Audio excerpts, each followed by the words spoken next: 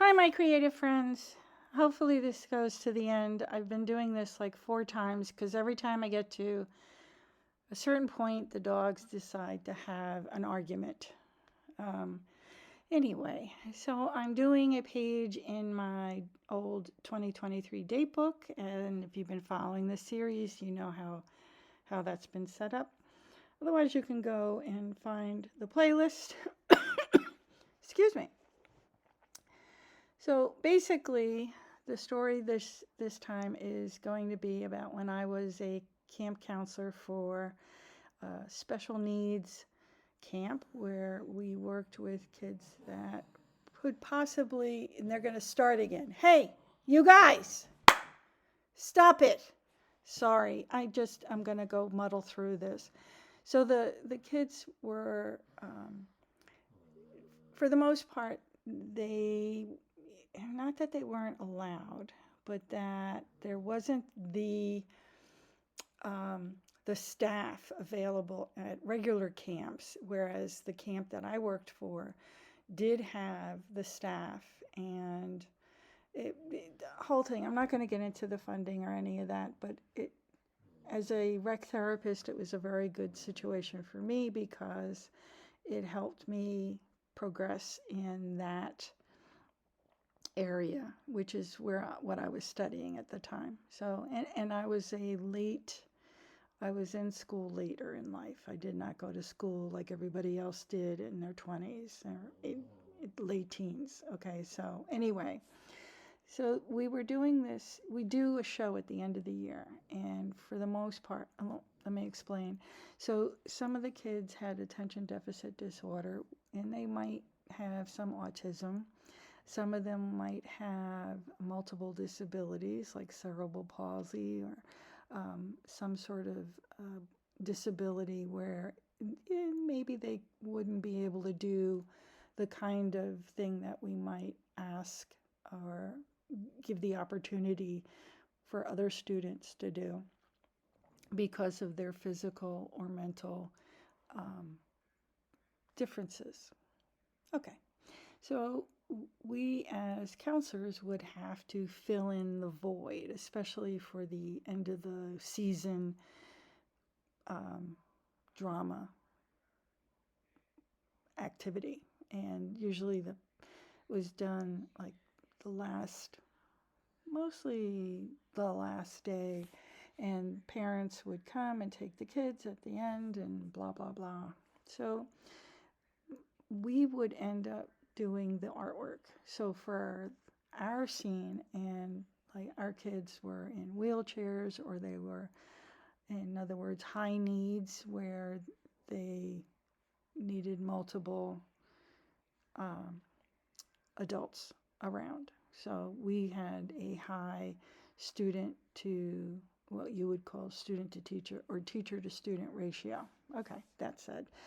But we would do as much as we would allow the students to do as much as they could and then fill in the void with us. So, for example, we were doing The Lion Sleeps Tonight, and we had to do some decorations, have a background, and the background had to be removable quickly because each team or each class of students would be doing a different song, all right?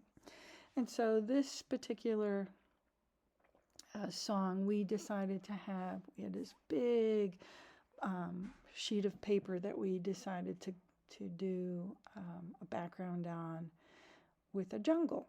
Okay, and now most of us, having the kids do stuff, we could have them just use some paint and go on it. But to give the audience the idea of what the song was about, obviously they'll hear the song, but we wanted to have some decoration. So the adults wore paper paper plate masks like monkeys and a lion or whatever. Okay, and that way the kids sort of were forefront in the activity. So the background piece we wanted to do it so that it had some sort of tropical scene like palm trees, tropical birds, and most of us we're not artists. We were students. Most of us we either some were taking psychology courses, social work, um, recreation therapy, that kind of thing. So, excuse me. So, I was tasked to create this banner, which I frankly am not a great artist, which, if you've watched this channel, you know this. Well, the thing was that when we were done, I did birds and what have you, and just drew from my memory what I thought a parrot looked like, or a toucan bird looked like, or an elephant, or what have you. And it didn't turn out that bad. I mean, it was all right. We're we're gonna have the kids paint it. We're just doing an outline so that they have something that we can help them hand over hand paint with. And it didn't turn out badly. It turned out decent. People could understand what it was. So I think that's my point with this art that I do. And I know most of you are not going to call it art, but I think that's the idea, is just, just do it. It's give the idea. It doesn't have to be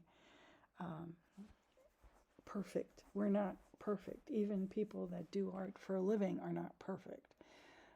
People who do YouTube channels are not perfect. There are people that I see them doing stuff, and I'm, trying to better myself when I do the YouTube channel to make it interesting, and it's just not. It's, we're all in the same boat. It's all in a matter of whether or not anybody can get what you're saying or get what your thing is. So, you have people that are really good at doing things. My husband's really good at doing watercolor paintings of stuff that he enjoys. And well, he doesn't do a channel. He doesn't try to inspire people that way. It's, it's something for himself that he does. And he comes from a family of artists. So, there's that. And not that he ever did it for a living, but his family, a lot of people in his family do, or did, I should say. I don't come from that. I just come from a family that was considered, we were probably the service professionals, that we did things and just found a way, more or less. So when you're watching and you see that it's not perfect, it doesn't, it's like what I'm doing here, you can tell that the ink didn't go on the way I wanted it to. It was a brand new stamp, so the stamp didn't, you have to prep the stamp, and I thought I could get away without doing that.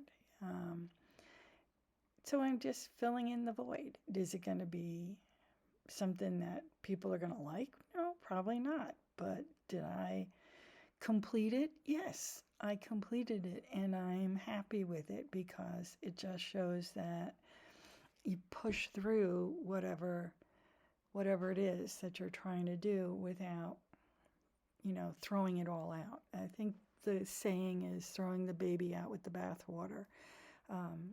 I never understood that, but I think that's sort of what this means. So with that in mind, you can see that the left side didn't come out the way it should have with the stamp.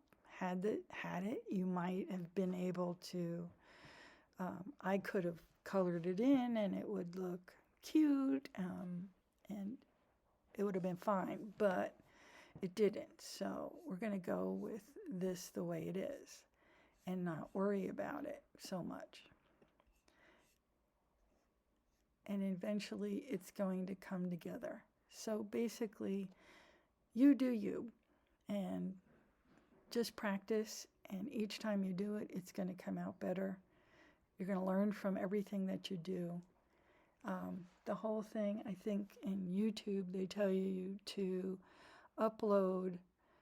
Some people say do it every day. I don't, it's ridiculous to try to do it every day. People have a life. But if you do 100 videos, you learn something about either how to create a video or what you're presenting.